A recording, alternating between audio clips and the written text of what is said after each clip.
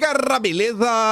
Como é que vocês estão, meus amigos? Hoje é dia 1º de outubro e podemos estar começando o mês com o pé direito, mas quem por que você diz isso? Bom, vamos abrir o vídeo de hoje comentando sobre economia. As boas notícias não vêm de o Lula fez alguma coisa boa para o país, não.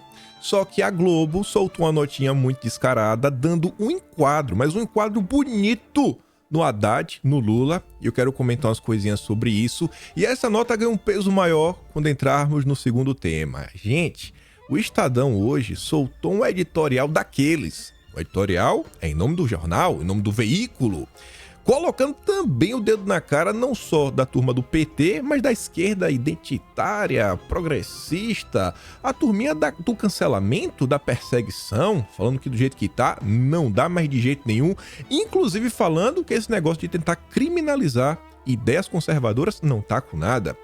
E na esteira desses eventos, tivemos algumas confusões aí envolvendo o ministro da Justiça, o monarca, o youtuber, e isso repercutiu mal. Pessoas para fora da bolha da direita, do bolsonarismo, comentaram sobre o tema. Eu quero mostrar umas coisinhas para vocês, relembrar as coisas que aconteceram no passado, mostrar mais algumas notícias no âmbito das redes sociais, que eu acho que são interessantes. Felipe Neto até anunciou que vai dar um tempo, né? Não aguentou. E a gente entra no terceiro tema, que eu acho que conecta os dois primeiros. Vamos falar da direita brasileira. O dia de ontem foi marcado por um baita exposed que o Valdemar tomou, né? A máscara caiu, mas de um jeito que quebrou a confiança, porque ele mentiu. O Valdemar mentiu. Sabe, quando você faz uma coisa errada, você pede desculpa, é de boa, mas o cara mentiu. E quando mente, aí fica difícil, né? Mas a gente vai falar sobre isso. Vamos falar também sobre o evento do Novo, que foi um show de horrores. Vocês vão entender por quê. Os planos que a turminha tá tendo, 24, 26. E se der tempo no final, tem mais uma notícia aí, carreta furacão, confusões em Brasólia e tudo mais. Mas vamos lá. Começando aqui pela Folha de São Paulo, se liga. Em um ano, o governo perde dinheiro que dá para pagar metade do Bolsa Família. É aquela história, a arrecadação tá derretendo. A arrecadação federal piora e contas públicas dependem ainda mais de pacote de impostos. A receita do governo federal anda mal das pernas. O pessoal do Ministério da Fazenda acreditava que a situação melhoraria a partir de maio. Com o ritmo melhor da economia e com a entrada de recursos extras, a situação piorou desde maio. Sim, a gente sabia que isso ia acontecer. Na soma dos últimos 12 meses, você já está comparando com o governo Bolsonaro, a arrecadação caiu 83,8 bilhões. Mas... Não quero saber do mais. Não quero. A gente tem que lidar com os fatos da realidade. Esse é o resultado que o governo Dilma está entregando. Porque se acontecesse um milagre divino, jogasse o preço das commodities brasileiras nas alturas, o governo ganhasse muito dinheiro, iam falar que foi graças ao Lula. Então tá na hora de começar a arcar com a responsabilidade do país. Ainda assim, a frustração vai além da conta. Porque a gente diz, ele fala, não, você esperava que ia ter uma certa queda na arrecadação, só que a queda foi além do esperado. A receita líquida caiu 4,3% em 12 meses, em comparação com os 12 meses anteriores, só que a despesa aumentou 3,5%. Cai a arrecadação, aumenta a despesa. É a fórmula do fracasso. Lula terá de se entender com o Congresso, a fim de conseguir mais impostos. E, além disso, evitar que os parlamentares petistas e governistas, inclusive, votem a lista de confusões de aumento de despesa que está em pauta. Ou seja, né, tá o texto ficando confuso. Lula vai ter que entrar em campo para garantir que petistas e governistas não votem a favor de pautas que aumentem a despesa. Que pautas são essas? Pautas que, sei lá, aumentar o salário de alguma categoria, algo assim, criar um novo programa social. Ou seja, sabotar, atrair as pautas da própria esquerda. Mas por que eu quis começar o vídeo com essa notícia? Vai fazer sentido. Se o governo está tendo uma queda de arrecadação e um aumento de despesa, está mais do que óbvio, ainda mais com dificuldade com o Congresso, que não vai cumprir a meta. E aí apareceu o Mailson da Nóbrega, ia falar Moacir da Nóbrega. O Mailson da Nóbrega, ex-ministro da Fazenda do governo Sarney, está aí até hoje, igual ao Sarney, para comentar sobre o ano que vem. Comentar sobre a percepção do mercado em relação ao Dilma. Haddad perdeu o apoio do mercado ao pregar o déficit zero, diz o ex-ministro. Essa queda de confiança está associada à questão fiscal. É uma percepção de que o governo foi muito otimista nas suas projeções e que dificilmente conseguirá o déficit zero. Isso é unanimidade hoje. Não conheço nenhum analista que aposte no déficit zero. Ou seja, o Dilma vem perdendo paulatinamente apoio da população como um todo. Quando se fala mercado, tá falando da Faria Lully, da turma que fez o L e agora não sabe mais o que fazer, que achou que ia ganhar muito dinheiro. Não, muito dinheiro. E aí não tá sendo assim, né? Os privilegiados mesmo são uma parcela muito pequena da sociedade, que ainda assim, independente se o Brasil vai bem ou vai mal, continua boletando, são os donos do poder. Aí você junta isso daí, a primeira que obviamente tá dando errado, e o por tá dando errado todo mundo tá vindo e vem, né, deixando assim, ó, vamos me afastar, esse governo tá indo mal das pernas. Aí você junta isso com uma entrevista recente do Haddad para Band News, que eu comentei com vocês, que o Haddad compara o CARF, ele usa a analogia de delegados versus detentos, como se o empresário fosse um condenado. E aí eu falei, ó, acho que isso daí vai dar meio ruim pro Haddad. E o governo segue perdendo apoio. Vocês conseguem imaginar uma nota dessa publicada no Globo em, sei lá, 1º de janeiro de 2023? Não, 1º de janeiro da posse, né? O Globo com certeza passou, mas sei lá, você consegue imaginar uma nota dessa em fevereiro, em março? Mas o governo tá em setembro, né? Agora sim, pô, tá meio difícil ficar falando que tudo é culpa de Bolsonaro. Mas tá ali. E se o detento não for o culpado? Toda grande empresa está no CARF. Toda grande empresa tem litígios com a Receita. E essa nota, mas nossa senhora, dá uma invertida pra cima do Haddad, que eu acho que o Haddad jamais iria responder. Inclusive, senhores deputados, como vocês vêm trabalhando bem, não estou sendo irônico, e como vocês não vêm desperdiçando oportunidade de convidar ministros, eu realmente não estou sendo irônico, convidem o Haddad e utilizem os argumentos da Globo, do próprio Sandenberg, que vai ser sensacional ver o Haddad responder. Ele não vai ter resposta. Mas olha só, é assim. A empresa recebe uma atuação da Receita Federal, cobrando impostos, multa e juros. O advogado da empresa acha que a cobrança é indevida e resolve contestar. Primeiro, reclama na auditoria que emitiu a notificação, perdendo, né, o que acontece quase sempre. Né? O cara te notificou, tu contesta. Não, vou continuar te multando. Aí vai para a instância superior, ainda dentro da Receita, perde de novo. Aí, antes de entrar na justiça, judicializar, para não pagar o que ele acha que não deveria pagar, a empresa pode tentar o Conselho Administrativo da Receita Federal, o CARF, criado justamente para reduzir a judicialização excessiva. O CARF tem turmas para temas diversos, sempre com 8 integrantes, 4 auditores fiscais e 4 representantes dos contribuintes. O presidente da turma é sempre um auditor. Pela primeira regra, ou seja, como era lá atrás, quando dava empate, o presidente do CARF tinha um voto de Minerva quase sempre a favor da Receita, a favor do Estado, é claro. No governo Bolsonaro, o empate passou a favorecer o contribuinte, o pagador de impostos. Olha só, a Globo falando, não é no governo anterior, no governo Bolsonaro. Agora, o desempate cabe de novo ao auditor-presidente depois da bem-sucedida operação do Haddad com a aprovação do Congresso. Com isso, o ministro espera arrecadar 55 bilhões no ano que vem. Um monte de dinheiro, em torno de 0,5% do PIB.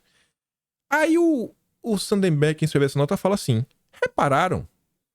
O ministro, o Haddad, ele dá como certa a vitória da Receita no CARF e justificou a validade do voto do desempate pró-governo de maneira direta. Imaginem, ele disse, 4 delegados, 4 detentos para julgar um habeas corpus, sendo que o empate favorece o detento. Isso é CARF. 4 delegados, os 4 auditores, e 4 detentos, as 4 pessoas que estão sendo julgadas.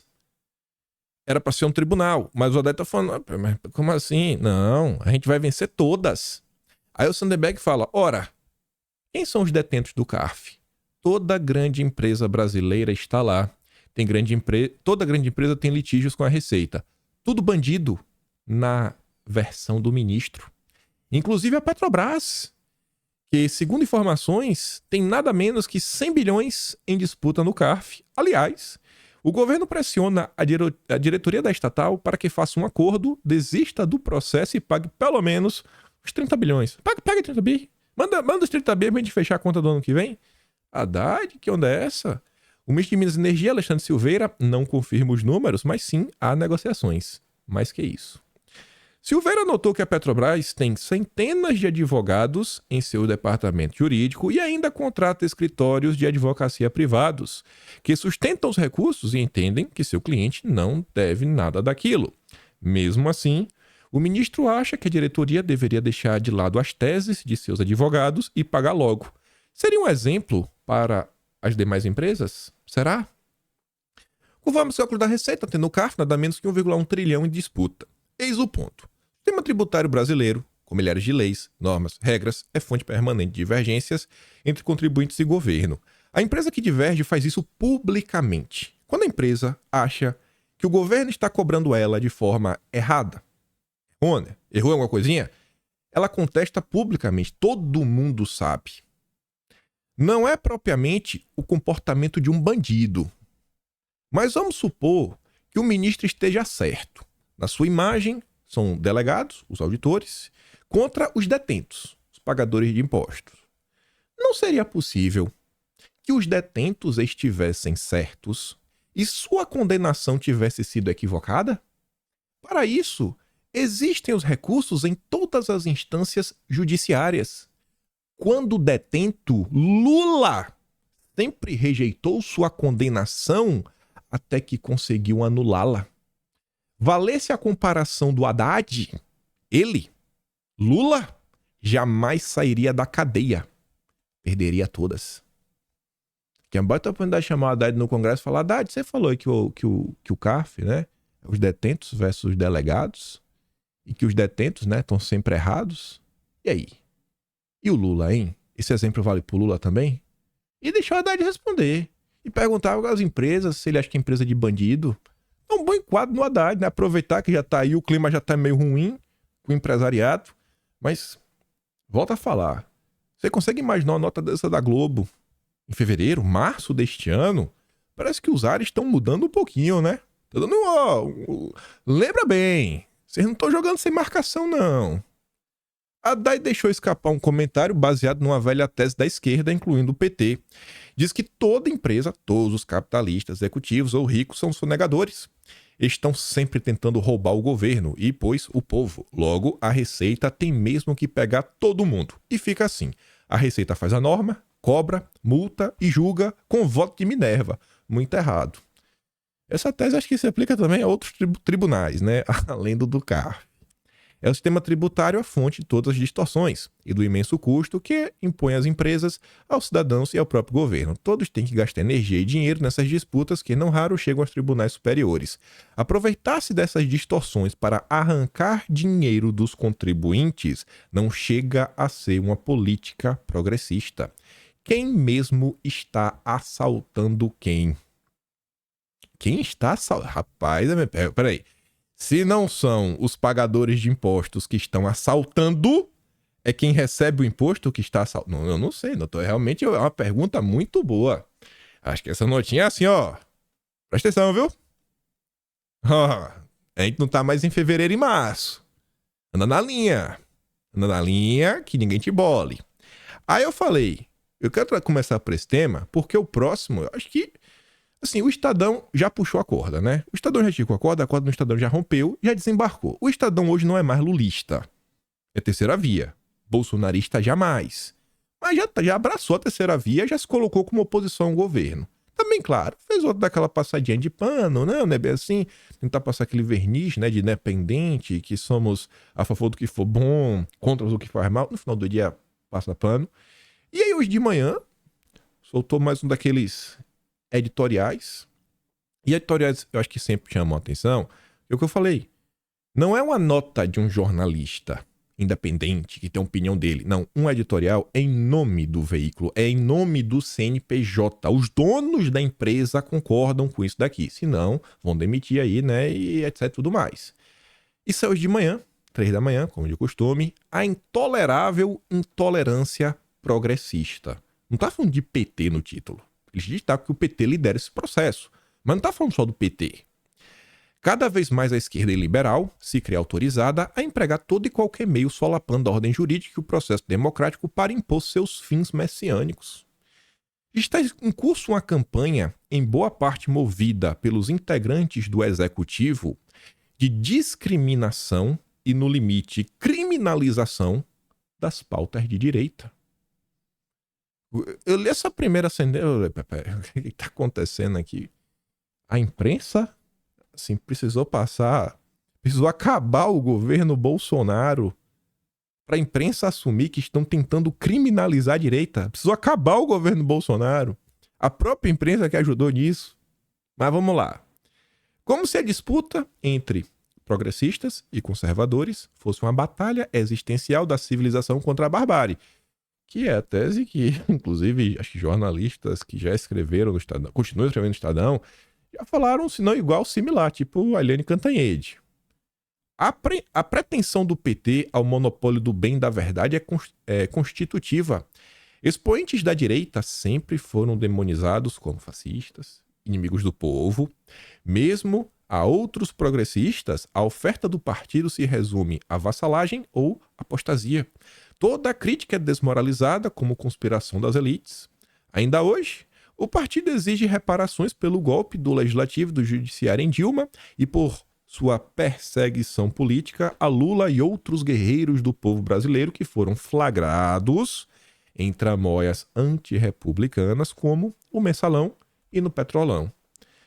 O jihadismo esquerdista, intransigência da esquerda, ele não está falando especificamente do PT, encabeçado pelo lulopetismo, mas não é só ele, é quem cabeceia, está ali na frente de liderança, mas é a esquerda como um todo que vem surfando essa onda. Frequentemente foi propagado por setores que, marcado por razões históricas e sociológicas, por uma hegemonia progressista, funcionam como sua caixa de ressonância. Né? A perseguição da esquerda é graças a alguns setores que como se fosse ressonância, né? Eles vão repercutindo e dando todo aquele aparato, né, de legalidade, porque a sociedade civil apoia. E quais seriam esses setores? A academia, redações ou a chamada classe artística? Eu falei, não acredito. O Estadão tá falando deles mesmo, das redações, dos jornais. Sim, é isso mesmo. O que foi que aconteceu? Precisou acabar o governo Bolsonaro para chegar nessa constatação óbvia da realidade. Então aquela história que não, é a teoria da conspiração desses bolsonaristas aí que teve uma revolução cultural, né? Revolução Cultural Gramsciana, marxismo cultural, que foram lá tomar as cátedras, universidades, novela, rádio, redações, e aí emplacam a narrativa e foram corrompendo a sociedade. Então, isso meio que não é totalmente errado, né? Que bom! Na última geração, a intolerância maniqueísta das vanguardas da luta de classes foi inflamada pelas pautas identitárias da nova esquerda. E mais uma vez o Estadão traz essa nova abordagem, essa nova palavrinha que não vai mais desaparecer dos noticiários, os identitários, a turminha woke, como é chamada nos Estados Unidos. Vejam que os ventos estão mudando e a turma tá comentando. Falei pra você até no vídeo ontem, eu falei, gente, eu acho que a gente pode encerrar aqui um mês falando que o consórcio mudou, os ares mudaram. Mudou. Não dá mais pra falar que a gente tá naquele ambiente que a gente tava em janeiro. Pra mim, o marco do consórcio como um todo foi no próprio Estadão. Aquele editorial, Lava Jato 2.0. Pra mim ali, eu vi uma mudança. Você pode concordar comigo ou não. Aí, que é de cada um. Para a esquerda e liberal, as responsabilidades individuais são dissolvidas em estruturas de opressão. Nesse estado de espírito paranoico, não basta não ser preconceituoso. Tem que ser além. Quem não é ostensivamente anti, quem não milita pela causa, quem não faz rituais de expiação pelo mero fato de ter uma determinada cor de pele, pertencer a um gênero ou ter orientação sexual, é desmoralizado como uma peça da máquina de opressão. Tradução. Não adianta você ser de boa. Não adianta você falar, não, pô, eu sou contra o preconceito. Você tem que militar pela causa. Não adianta só você ser contra, você tem que militar, você tem que encher o saco, participar de tudo, senão você não é aceito. A política é submetida a emoções tribais e quem questiona a pureza ideológica dos redentores deve ser disciplinado, punido ou mesmo eliminado do debate público por tribunais midiáticos e campanhas de cancelamento. E pensar que uma das primeiras notas, talvez até a primeira, que começa a criar base, a turma da direita ser perseguida, né? É do Estadão, chamando de jacobinos. É um tribunal meio midiático, gabinete do ódio, né? Batendo palmo para diversos absurdos que aconteceram no passado. É mais do que cancelamento, né? A gente tá vendo, né, o estado das coisas no Brasil, no mundo jurídico. Isso não foi gerado de forma aleatória. Isso não surgiu do dia para a noite. Foi uma construção com apoio do consórcio. Considerem-se alguns debates recentes, como a exploração de novas fronteiras petrolíferas, demarcação de reserva indígena, legalização do meu corpo, minhas regras. Aí o editorial sai dando alguns exemplos, tenta entrar no mérito, mostrar alguns, argumentos. Tipo assim, ó, em todos esses casos, não há disputa inequívoca entre o bem e o mal, mas um conflito entre bens juridicamente tutelados. Não tem o certo e errado, o bem e o mal. Não, existe uma disputa, dá para debater. No caso da exploração da margem equatorial, por exemplo, há uma equação entre os riscos ambientais e os ganhos socioeconômicos. Aí você vai, né, botar aí na balança e ver. Existem sim os riscos ambientais e, obviamente, existem os ganhos econômicos. Então você vai fazer uma análise, vai fazer uma ponderação. Não é o bem contra o mal. Enfim, ele está citando de todos os outros, ele fala assim, ó, além do mérito, há a questão da competência para arbitrar esses conflitos. Por exemplo, entre o legislativo e o judiciário. É o ponto que ele está chegando. E essa esquerda, eles chamam de esquerda liberal, mas eu acho que é esquerda liberal.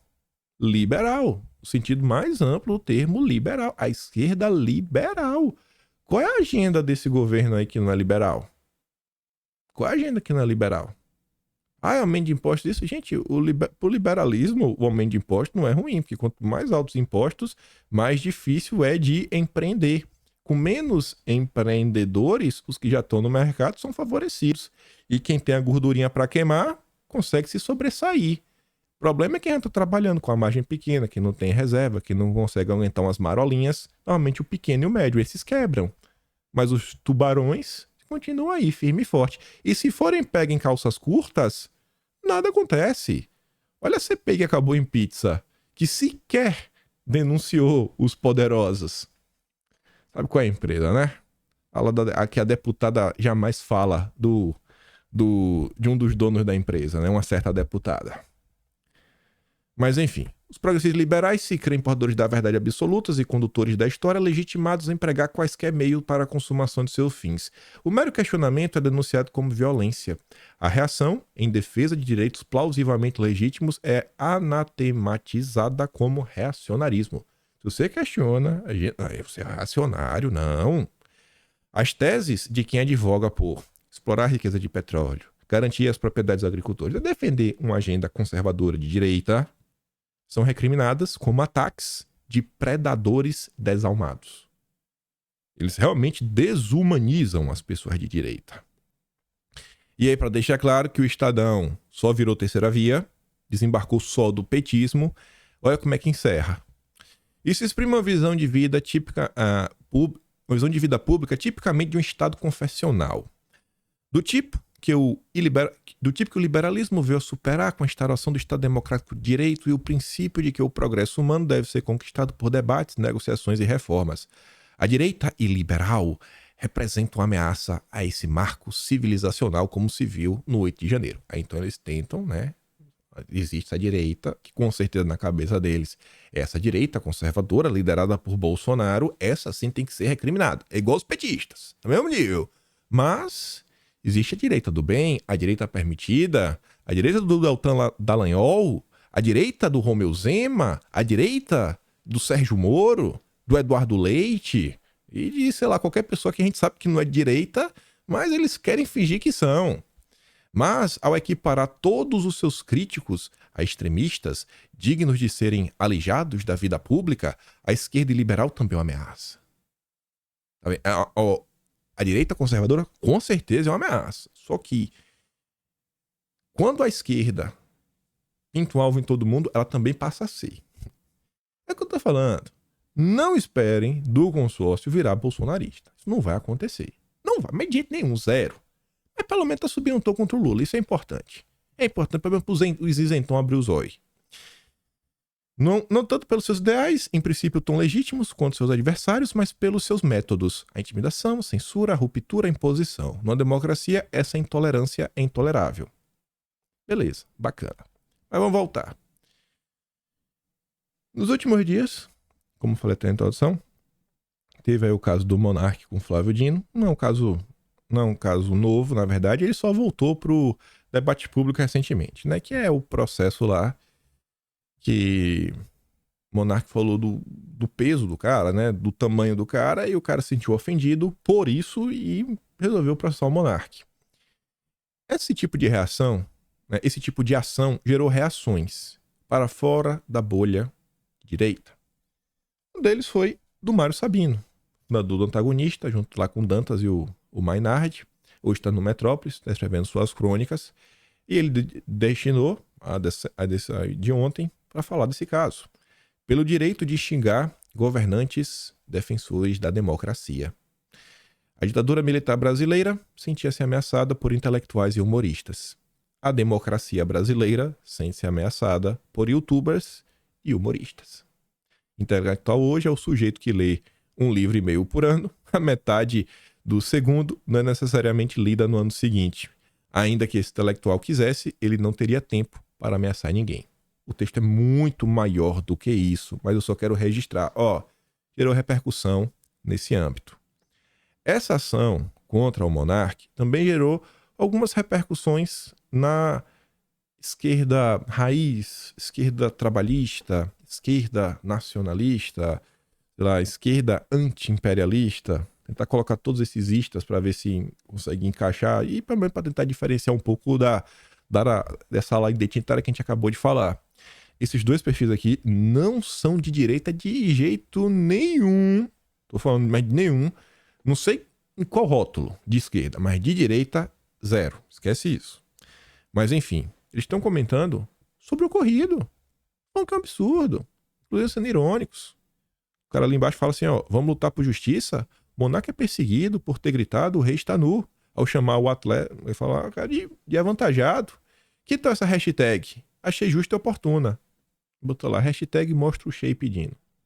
E o outro perfil da RT, que também não é direita, falando, andei sofrendo com esse tipo de comentário e ao invés de processar a pessoa, eu fiz uma dieta e perdi 35 quilos. Sugiro a mesma medida para o rotundo monarca. Então, vem gerando insatisfações. As pessoas estão vendo, o consórcio está mudando o tom. A Faria Lula, que tanto apoia o Lula, também está mudando o tom. E um Lula enfraquecido, eu acho que é bom para a sociedade. Eu acho que ninguém quer ver o Lula forte. Isso significa que o Lula vai cair amanhã? Obviamente que não. Isso significa que o Brasil amanhã vai voltar a sorrir? Também não, mas acho que tudo é um processo. E eu acho que a gente tem que, pelo menos, datar, começar a analisar, tá? E as coisas estão mudando. E conforme as coisas mudam, eu acho que também a direita tem que ir mudando. E um dos principais pontos que eu defendo nessa mudança é incluir, não é deixar de fazer nada, é incluir no que a direita já faz, uma agenda mais propositiva. É incluir. Ainda que seja uma agenda propositiva anti. Né? Assim, somos anti, essa agenda ambiental maluca. Você não precisa ter um plano de como você pretende desenvolver a economia de cima a baixo, etc. Tudo mais. Mas, achamos que proibir a Petrobras de explorar a margem equatorial, isso é um absurdo. Achamos que é um absurdo impedir que o Leão do Tucuruí seja construído, a estrada lá que liga o Acre ao Peru. Achamos que é um absurdo travar Ferrogrão. Então, já é um anti que já direciona para algo. Você amonta algum tipo de solução que vai gerar emprego, que vai gerar renda, que vai gerar desenvolvimento para a nação. Acho que é importante. Então, acho que tem que incluir esse processo. O mundo está girando. Mas vamos continuar. Essa crítica também... Onde botar o Fábio? O Fábio, esse é um perfil no Twitter. Ele é mais próximo a turma mais daquela direita Danilo Gentili, direita Nando Moura, sabe? Mas ele não é tão radical quanto esses malucos. Ele votou em Bolsonaro no primeiro e no segundo turno no passado. Na hora que o bicho pegou na eleição, ele realmente fez campanha. Falou assim, gente, deixa de maluquice, né? Lembrem, assim... PT volta, não tem nada pior do que o PT voltar. Ele não foi um cara que comprou o discurso do voto nulo, né? Que são iguais. Bolsonaro e Lula são iguais. Não, pelo contrário. E eu tô fazendo esse disclaimer pra quê? Pra deixar claro, ó, pessoas que não fazem parte dessa direita bolsonarista, conservadores, etc. tudo mais, vem ficando muito incomodado com tudo que tá acontecendo. E aí ele postou, por exemplo, ontem, uma coisa que aconteceu com o Bolsonaro pra criticar o estado atual das coisas e questionar onde é que a gente realmente tinha uma democracia. Porque a turma acusava que a gente vivia em eterno golpe nos últimos 4 anos, mas que agora a democracia venceu. Aí ele fala assim, ó, no começo da semana, uma ministra do atual governo manifestou-se indignada por ter sido questionada a respeito de uma viagem feita em avião da FAB. Acho assim, eu tô sendo questionado, isso é um absurdo. Ninguém tem o direito de me perguntar nada. Sugeriu que quem criticava o fazia apenas por preconceito. Hoje, um outro ministro, entre os mais poderosos e importantes, anunciou que vai utilizar o aparato estatal para processar um podcast. Tá falando do Monark. Aparentemente, são mesmo as pessoas fricoteiras, fracas, que por tudo se ofendem, que não admitem questionamentos e não suportam confronto. Chega a dar saudade do tempo em que era permitido questionar e criticar livremente os ocupantes do poder, e em que era corriqueiro referir-se até mesmo ao presidente da República com adjetivos pesados e desproporcionais como gênio, em um claro desrespeito a todos os povos de todas as épocas que realmente foram vítimas dos verdadeiros gênios. Tempo em que era permitido até mesmo que um coletivo com ampla cobertura da imprensa executasse essa mórbida performance tratada à época como artística. Ele coloca a notícia com a imagem. Eu tirei a imagem porque, para mim, é absurdo o que aconteceu. Eu não vou ficar compartilhando a imagem. Mas a manchete você vai lembrar o que é. Coletivo usa a cabeça de Bolsonaro como bola de futebol e cita a ditadura. Lá era ditadura. Jogando bola com a cabeça de Bolsonaro. E agora a perseguição é democracia. Então veja como pessoas que não são bolsonaristas estão cada vez mais insatisfeitas. Essas pessoas querem solução. E essas pessoas também, elas ainda carecem de informação. Eu acho que muitas delas foram enganadas. Acreditaram em espantalhos sobre o que foram os últimos 4 anos. Isso talvez só começam a perceber agora. Agora elas começam a perceber, né? Saiu, o véu da imprensa caiu. E eles estão vendo realmente o que se chama perseguição.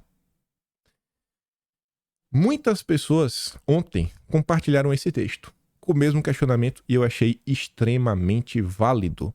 E como eu gosto de estar sempre relembrando um pouco do passado, vocês já pensaram se a gente muda só uma palavra desse texto? Uma única palavra. Bolsonaro. Novas definições para... A gente coloca qualquer pessoa que não seja Bolsonaro. Qualquer um que não seja Bolsonaro. Só xingamentos. Os mais baixos possíveis. Que eu nem vou fazer questão de ler. Esse texto aqui foi do Rui Castro. 28 de janeiro de 2021. E aí o texto que muita gente lembrou de bate-pronto foi esse daqui. Da Marilis Pereira Jorge. Também inúmeras palavras horríveis. Olha a quantidade. Só adjetivos baixos e ofensivos. Mas agora, porque o Monark... Tá vendo aí, Monark? Monark, inclusive... Olha que engraçado. O Monark foi o que ficou na história do... Não, daqui de cima do muro é mais legal? É mais divertido? Será que o Monark hoje... Será que ele hoje ele acha isso? Que em cima do muro é mais legal, é mais divertido? Eu tenho certeza que não. Mas, infelizmente, as coisas precisam mudar um pouco. O cara precisa apanhar para entender. O cara precisa tomar na cabeça para entender que as coisas não eram iguais. Que ficar em cima do muro não era bacana. E que o estado das coisas poderia ter sido evitado, porque a diferença foi... Meu Deus, a diferença foi irrisória. A diferença foi irrisória. Né? Mas adiantou? Não adianta. Nesse meio tempo, tô falando no mês, o mês tá começando de um jeito diferenciado. O Foca ontem veio nas suas redes falar que vai dar um tempo. Eu não vou dar play no vídeo, porque eu Não suporto ouvir a voz desse cidadão, mas tá ali. Ele culpa, luta contra bolsonarismo por desgaste em seu canal. Eu fui atrás de uma matéria escrita que eu prefiro mesmo ler as ladainhas que ele disse. Mas tá ali, ó. Felipe Neto afirma que vai se afastar do YouTube para repensar rotas. Ele afirmou que vai se afastar por um período, afirmou que ter feito oposição ao governo Bolsonaro atrapalhou o crescimento de sua empresa. Você vê, né? Bacana. Atrapalhou o crescimento. E as pessoas que tiveram suas empresas destruídas? E aí, foca? E aí, irmão? É importante que vocês lembrem que para que esse conteúdo exista, eu tenho despesas colossais. E as pessoas que são desmonetizadas, foca? Hein? E os últimos 4 ou 5 anos da minha vida foram de muita porradaria pública. Eu meio que virei um ícone nessa luta política. Não me arrependo da luta contra o bolsonarismo, mas este desgaste fez o canal despencar em patrocínios a ponto de chegar a zero. Você perdeu o patrocínio. E quem foi desmonetizado? E quem tinha pessoas que estavam ávidas a ajudar, a patrocinar, para a estrutura crescer e foram destruídas. Você vê como são as coisas, pessoal? A turma lá tá triste porque não tem patrocínio. O outro lá tá sendo massacrado. Massacrado. E se faz de vítima. O influenciador afirmou que teve que adaptar sua empresa para continuar operando após sua luta. Enquanto todos os influenciadores enchiam o Instagram com todas as marcas possíveis e imagináveis, eu fizeram campanhas. Porque nenhuma empresa que opera no Brasil quer vincular a imagem de um cara que estava sendo odiado por, sei lá, 25% dos eleitores. Até hoje eu não fiz uma campanha também, viu, Foca? Até hoje. Então acho que eu sou odiado por 25% também, viu? Que até hoje tô esperando aparecer alguém me chamar pra campanha. Se é uma campanha, sei lá, um pente pra bigode, um gel pra bigode, não, uma campanha de gravata, nem isso me oferecem. Meu Deus do céu. O cara tá reclamando de barriga cheia. Ah, meu Deus do céu. Que coisa, viu, gente? Que coisa, que coisa. Aí vem o consórcio também, né? A Cruzoé. A gloriosa Cruzoé do Blogueiros de Crachá. Aquela matéria sensacional do Felipe Moura Brasil. Aquela acelerou muito a perseguição. Foi dali que partiu as primeiras convocações, né? E botar pra CPMI das fake news tomar forma. Em busca de um Carluxo. O governo federal patina nas redes sociais. Melhor do que eu dar minha opinião. Dar minha opinião, peguei um qualquer lá. Perfil que eu acabo seguindo no Twitter, que é o Brasinha. Ele falou assim, ó. Cara, esses jornalistas vivem uma bolha. Nos julgam, sendo eles mesmos, vendidos, sem moral, caráter. Nós aqui no Twitter, o Hashtag do Zap, somos unidos por termos os mesmos valores do nosso presidente Bolsonaro. Pátria, família, liberdade. Isso não se compra, não é negociável. Não é... Aí o Carlos, meu Deus, gente, qual era o engajamento que a conta da SECOM tinha, do Ministério da Fazenda tinha? Nenhum, zero. Zero. E Bolsonaro, mesmo sem Carlos, onde ele vai? É para além da internet. Olha a multidão de pessoas que tava lá com ele em Fortaleza. Assim, essa galera vive numa maluquice, sem igual. O próprio Carlos comentou sobre isso, tá na mesma linha, falando assim, ó, é satisfatório saber que eu preocupo a facção. Mesmo querendo me descredibilizar, os pulhas que dizem que precisam de alguém como eu, né, mas sem ser eu. Querem igual. Nunca estive à venda, como é do feitio de vocês. E ainda falando do consórcio, pra gente começar a falar da direita, eleições, Valdemar. Engraçado. Isso aqui chama minha atenção também. Quando eu vejo esse tweet, eu falei, rapaz, eu concordo, viu? Isso é estranho. O Vilimigo fala assim, ó. Quem te viu, quem te vê em consórcio. Michele ironiza. Michele cutuca indiretamente. Ah, se ano passado tivesse sido assim. Que ano passado, assim, ataca, né? Ataca. Tudo era ataque. Não, ó. Em evento do PL, Michele e Bolsonaro ironizam Janja. Uai. Não é ataque. Bolsonaro não ataca. Bolsonaro não ataca? Não é Michele Bolsonaro, é Michele e Bolsonaro. Michele Bolsonaro cutucou indiretamente, primeira dama. Surpreso, viu? E eu fiquei surpreso com isso aqui também. José Fux inclusive um jornalista que já escreveu contra a direita. A ex-primeira-dama Michele Bolsonaro cutuca a Janja, sua sucessora, ao dizer que não quis ser uma viajante turista nos 4 anos de governo do marido. Olha agora. E eis aí uma verdade. Independentemente do que se pense sobre a Michele, pelo que se sabe, ela também não procurava exercer um papel no governo para o qual não havia sido eleita ou nomeada, nem tentava se infiltrar em fotos oficiais do ex-presidente com governantes e autoridades internacionais. Eu só queria uma coisa da imprensa, isso daqui. Não tem nenhum tipo de elogio. Não tem nenhum tipo de elogio. Não tem nenhum tipo de passada de pano. Isso aqui não tem nada, não tem nenhum tipo de enaltecimento. Não tá enaltecendo ninguém.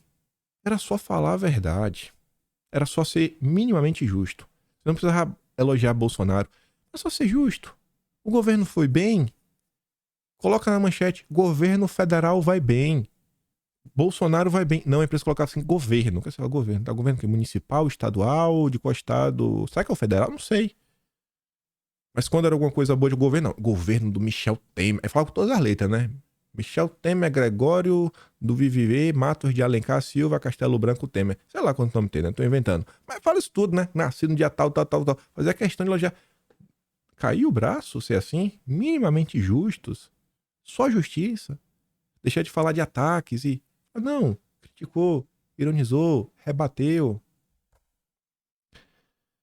Talvez o Brasil inteiro já começou a repensar, né? Sua rota. Tá certo, era o Jair que falou. Vão sentir saudades. Eu tô com saudade... Ave Maria. Dentro no passado, né? Acho que todos nós. Sentimento de tristeza com saudade. Aí, gente. Acho que a maioria de vocês devem ter assistido Frajola e Piu Piu. Você lembra?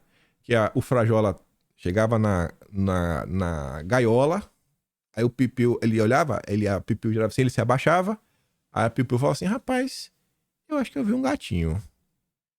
Aí depois o Frajola passava na frente dela, eu acho que eu vi um gatinho. Aí eu, não sei, assim, o Frajola dava 1001 deixas que ele estava lá, ia pegar ela falava, eu acho que eu vi um gatinho. A Piu Piu se negava a enxergar o óbvio. O Frajola que tava diante dela. É como eu até escrevi isso no tweet. Você chega em casa, não tem ninguém em casa. Só tem uma criança dentro de casa. Ela tá toda suja de tinta azul. Aí você olha pras paredes, a parede tá toda azul. Aí você pergunta, quem foi que fez isso? Você não sabe quem foi que fez isso. Deve ter sido um fantasma. E o fantasma jogou essa tinta na criança. É como se fosse isso. Eu tô falando isso por quê? Porque até agora tem gente falando assim, meu Deus, Valdemar, fale alguma coisa, Valdemar, se pronuncie. Fale alguma coisa, Valdemar. Realmente isso aconteceu? Pessoal, o Igor Gadelha ontem soltou a seguinte nota. Valdemar se reuniu com Dino antes de declarar apoio a ministro na Suprema Corte. Tá falando do Dino. O presidente nacional do PL, Valdemar, se reuniu com Flávio Dino antes de anunciar publicamente apoio à eventual indicação do ministro ao STF por Lula. O encontro aconteceu dia 19 de setembro. O Gadelha dá a data. Fala o local, Ministério da Justiça, mas não foi registrado na agenda oficial. E ainda aponta que o Valdemar estava acompanhado do líder do PL na Câmara, o Altineu Cortez. Aí o Igor Gadelha entrou em contato com o Altineu, líder do PL na casa, já está no PL há muitos anos, do PL Raiz. Eu pedi agenda. Chamei o presidente Valdemar para ir comigo. O assunto era a segurança pública do Rio. Relatou Altineu a coluna. Eu acho que eu vi um gatinho. Eita. É que essa casa tá meio suja, né? De azul. Tem uma criança de azul aqui. Rapaz, quem foi que será que viu sujo essa casa? Teve gente que tava assim ontem. Eita. Valdemar? Você foi, Valdemar? Não, vamos esperar o Valdemar falar alguma coisa. Gente, o cara tá afirmando. Eu fiz agenda, eu chamei o Valdemar. Valdemar foi comigo. Falta mais o quê, meu Deus do céu? O pessoal tá tentando tampar o sol com a peneira. E, gente, isso aqui não significa que tem que agora criar uma rebelião, todo mundo sair do PL, etc, tudo mais. Agora sim, deixar o Valdemar sem marcação, jogando solto, não é solto, desse jeito que ele tá, pintando, bordando, dando cambalhota, aí tá demais. Tem que pelo menos lembrar o cara, né? Como é que as coisas funcionam. Pelo menos lembrar, botar uma pressãozinha. Pressão popular sempre acaba resolvendo. Ano que vem tem eleição. Pressão em cima do Valdemar. Pedindo apoio a Bolsonaro. Enfraquece o Valdemar, fortalece o Bolsonaro, inclusive na hora de tomar decisões, de mostrar a força do bolsonarismo, dentre tantas outras coisas. Vocês acham que o Valdemar quer perder Bolsonaro em 2024, no ano de eleição? Vocês realmente acham isso? E você acha que se isso acontecer, vai acontecer o quê? Você acha que não vai ter um monte de gente para os diversos países vêm para cá tentar pegar esses gatos pintados que realmente sejam bolsonaristas, etc, para trazer voto? Vereador, prefeito. Valdemar não vai fazer isso. Mas de jeito nenhum. Ele tem que ser relembrado. Por isso que ele tem que ser relembrado. Sem chance nenhuma. Uma semana depois do encontro, Valdemar afirmou à CNN que a bancada do PL no Senado deverá votar a favor da possível indicação do Dino ao Supremo. Além disso, no dia de ontem, Carlos Bolsonaro publicou o seguinte vídeo. Uma jornalista da revista Oeste, a Ruth Moraes, ela entrevistou Valdemar. A nota foi publicada dia 22 de setembro. Vamos ouvir junto este relato. Ela estava com o Valdemar. E aí, durante a entrevista, entrou a assessora do Valdemar lá, assessora não, secretária, o Tineu tá chegando, que vocês têm uma agenda e tal. Ele, não, tá bom, beleza. Até ofereceu um sanduíche pra mim, eu falei, não queria, eu queria comprar um Tineu, que depois eles iam pra essa agenda que ninguém sabia, né? Agenda que ninguém sabia, né, Valdemar? Com Dino, hein? Descaradinho. A agenda era. Aí, ok, passou a entrevista, fui embora, o Tineu chegou. Tarde, umas 5, 6 horas da tarde, eu tava no plenário do Senado, o Valdemar me liga. Liga.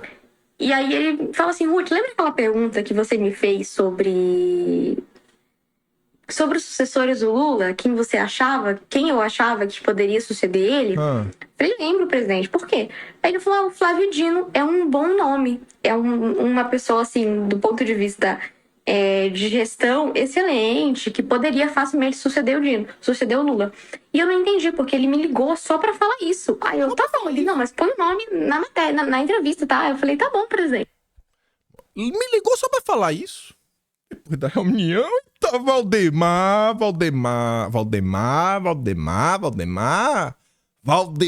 da Costa Neto. Aí, é o que eu falei pra vocês. Essa postagem aqui do André Fernandes, eu não acho que nem se encaixa no que eu tô falando, assim, do... Gente, eu vi um gatinho.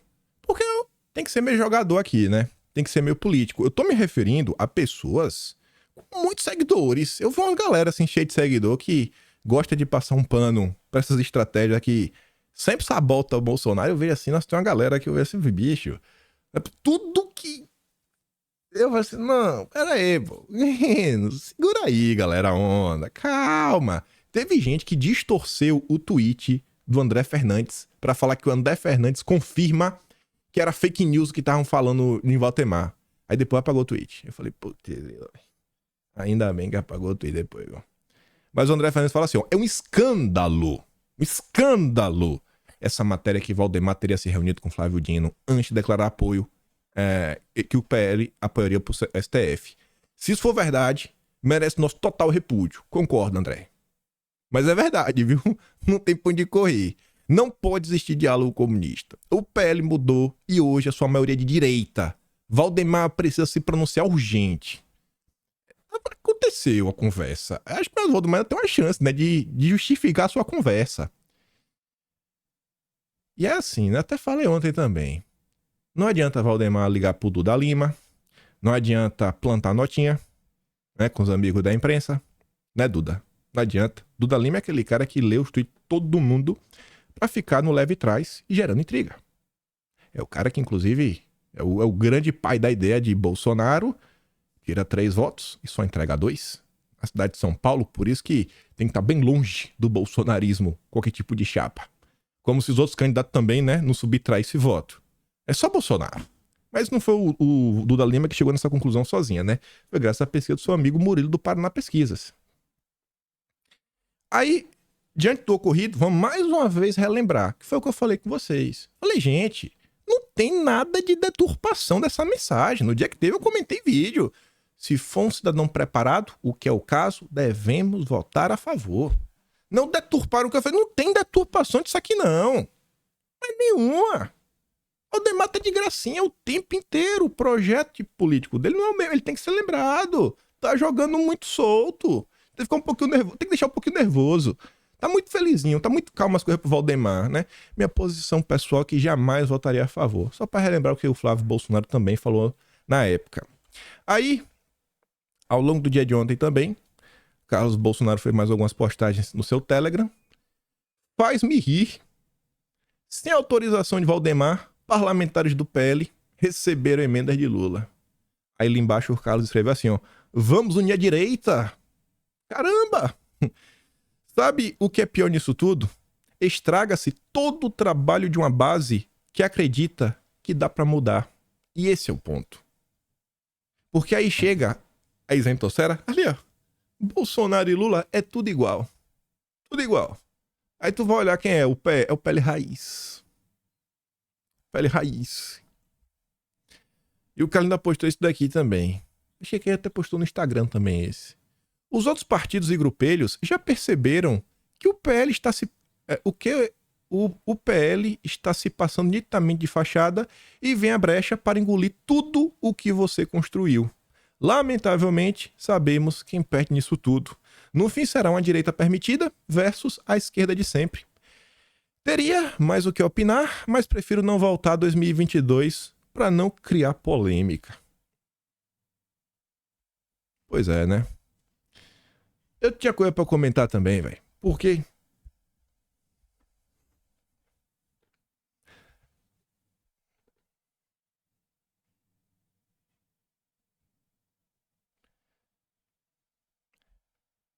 Teve um evento que eu acho que ajudou a furar a bolha. Eu tirei do papel esse evento, ano passado. E eu arrumei outros. Eu arrumei outro ainda melhor. Não levar à frente. Posso falar isso pra vocês? Só isso. Teve isso. Não vou falar porque eu não quero ficar aqui. Olha o que eu... Não. Eu ajudei a tirar um baita evento que furou a banda no passado, durante o período eleitoral. E tinha outro que eu tava conversando. E até o apoio de uma galera de influenciador que ninguém é de direita. Ninguém da direita. E não foi à frente. Só falo isso. Vida que segue. Pra não falar, olha o que eu fiz. Olha como eu ajudei. Não é isso não. Só que é mais que o suficiente. Ainda no dia de ontem, Fábio Van Garten falou assim, ó. Dia ruim para quem tem ideias. Não, ideais. Dia ruim para quem tem bandeiras claras e pétreas. Dia ruim para quem rotula os dois grupos acima de extremistas, né? Quem tem ideais ou quem tem bandeiras claras é extremista, né? Vão ser o dia ruim também pra essa turma. Dia ruim para quem rotula os dois grupos acima de radicais. O Brasil mudou. Comunicação mudou. Ninguém consegue mais enganar e dissimular. Era dos gafanhotos, acabou. E ainda tem gente falando, não, gente, espera o Valdemar. Não, olha só. Gente, tem que começar algum tipo de cobrança pra relembrar que, assim, ou trata Bolsonaro bem, ou realmente dá vazão pras ideias da direita, ou vai ser crítica, pô, o tempo inteiro. E até pra lembrar assim, ó, não é o candidato que tu botar que a gente vai abraçar. Não vem assim, de sorrisinho, peito aberto, que não vai apoiar quem você quiser, cara. Não é assim. Não é assim. Não dá. Aqui é só pra pegar de exemplo. Eu faço suas palavras da Tsuki a minha. Acelera Praquisto 2024. Oportunismo sempre presente. Eu queria ter 1/3 da cara de pau dessas pessoas. Esse Jackson Villar no passado organizou, botou seata pra Bolsonaro. Agora, com a Glaze. O cara ainda usou o vídeo da passeata de Bolsonaro pra promover a passeata do Lula. Rapaz, eu queria ser cara de pau assim, bicho. Eu queria ser cara de pau assim. É oportunista pra tudo que é lado nesse país. Só não fala de Brasil. Cada vez que eu vejo uma coisa dessa, eu fico mais maluco, mais bolsomínio do que nunca, velho. Porque Quem foi que falou isso uma vez? Acho que foi o Olavo de Carvalho falando assim, ó. Bicho, não importa. Você quer saber quem é Bolsonaro? Olhe pra quem não gosta dele. É simples. Toda a turma que eu olho assim, eu falo, meu Deus do céu, odeia Bolsonaro. Pra mim é mais do que o suficiente. Aí na esteira dos eventos que tá acontecendo, de oportunismo, preste atenção nas coisinhas. Partido Novo filia Deltan em evento com PowerPoint de Lula, críticas à corte e Zema é ovacionado. Apesar do anúncio feito no evento, o próprio Estatuto do Novo proíbe a filiação de ingressantes com ficha suja ou que não estejam no pleno gozo de seus direitos políticos, é o caso do Deltan. Né? Regras, mas para os amigos, né, a gente cria uma exceçãozinha. Vamos criar a exceçãozinha. A turma que exigia, não, tem que ser perfeito. Não, Bolsonaro só toma bufa. Fedeu. Só pode peidar sem feder. Ladrão, vagabundo. Era o tratamento que dava. Não, a gravata tá torta. Preso, geno. Era assim que eram as coisas. Tinha que dar tudo perfeito. Mas a turma que cobra a perfeição, não. Vamos abrir com uma exceçãozinha. Vamos abrir uma exceçãozinha. O evento contou com críticas. A atuação do judiciário? É mesmo? Agora? Zema recebido com ovação e o lançamento do que a sigla chamou de nova fase da fundação. Tá vendo, né? Passaram 4 anos em berço esplêndido. Que aqui é o partido inteiro. Não tinha nenhum problema no Brasil. Não tinha ativismo judicial, não tinha nada. Então assim, estamos dormindo. Agora mudou. Momento muito oportuno. Bolsonaro ainda segue inelegível? Ainda. Isso vai mudar, tenho certeza. Fé em Deus. Essa outra da Folha de São Paulo, essa manchete é sensacional, porque começa a mostrar o Novo chamou especialista. Deltan Dallagnol, o dono da frase. Temos que nos descolar do Bozo sem perder os apoiadores do Bozo. Chamou especialista nisso, pra dentro do partido. Novo reforça apelo junto ao eleitorado conservador afiliado a Deltan. Que apelo, irmão? Tá maluco? Que conservadorismo é esse do Deltan Dallagnol? O cara progressista até o talo. O cara que é amigo do Renova BR. Que a gente acabou de comentar essa semana. Onde é que tá lá o Mufarege? Com o novo projetinho com a Algó. Tá de brincadeira. O Renova BR colado no Luciano Huck. Tabata Amaral. Que conservadorismo é esse? Com a chegada de Deltan, o Novo questionou a legenda com viés mais conservador. O rebranding da legenda inclui uma série de pesquisas sobre a marca do partido. Gente, fazer pesquisa para fazer rebranding, isso é a prova que vocês não têm valores, vocês do Novo. Vocês estão tentando emplacar coisa que tem apelo popular. Isso é ridículo. Funde um partido pelas suas convicções, o que você acredita. Não é fazendo pesquisa popular para ver o que pega. Não é para tentar ganhar utilizando a manipulação das mentes. Pelo amor de Deus. Novo adota cor azul e filia Deltan, anunciando ter coragem para enfrentar os donos do poder. Agora tem coragem. Passou os últimos 4 anos atrapalhando, né, Deltinha? Aquela sua postagem linda, sugerindo que Bolsonaro havia cometido crime eleitoral, né? No RT no posto do TSE. Sensacional. Aí agora você vai combater os donos do poder. Agora com Bolsonaro por hora inelegível. Ah, bonitão. Pelo amor de Deus, velho. Pelo amor de Deus. Ainda bem que eu tô falando de você, do Sérgio Moro, há muito tempo. Dentro do Novo, ele vai ocupar o cargo de embaixador do partido com o objetivo de trazer e formar novas lideranças. Você vem fazendo campanha. Olha ali em verde, o Deltinha titubeou ao ser questionado sobre uma eventual ida do Moro pro Novo. Ô, rapaz, falei pra vocês, eu falei, gente, não tá na imprensa, acredite em mim se quiser. Sérgio Moro já ligou pra ex-ministro pra discutir 2026. Falei, falo, repito. Só não vou falar quem é. Não vou falar quem é o santo. Contei o milagre. Tá rolando. Tem mais. Mas não vou falar pra não dividir ainda mais a direita. Vamos ficar assim só por hora. Vamos todo mundo fingir de besta. As críticas ao Dilma, a atuação do judiciário também marcaram o evento. Para os integrantes do partido, a agremiação é a única que tem coragem para enfrentar os donos. É a única. Só o Novo vai enfrentar os donos do poder. Bolsonaro era igual a Lula, né? Vamos falar. Meu Deus do céu, é muito oportunismo, cara. É muita cara de pau. Nem o MBL tinha coragem de falar isso, bicho. Não, MBL. Eu duvido o Chico Linguiça falar isso sem dar risada. Chico Linguiça vai treinar no espelho, só pra falar isso e botar no vídeo. Eu nunca vi uma pessoa que não perde um episódio meu. É o Chico Linguiça. Eu sei porque toda hora alguém me conta. Fala, tu viu? Eu falei, mano, não vou ver, mano. Deixa lá o Chico, deixa lá. Em dia de encontro do Novo com discurso anti-tributação, Zema sanciona a lei que aumenta imposto. Esse é o cara que vai desafiar os donos do poder. Discursa contra imposto e mete imposto. Entre eles, o presidente nacional da Sila, Eduardo Ribeiro, que colocou em sua fala a necessidade de combater burocracias tais como o aumento da tributação. Nós vamos lutar até o fim contra os altos impostos. Ai, o Zema aumentou ontem, né? O discurso foi de encontro com o deputado federal Gilson Marques. De que nós não somos capazes de administrar nossa vida e temos que dar metade de tudo o que produzimos para eles administrarem.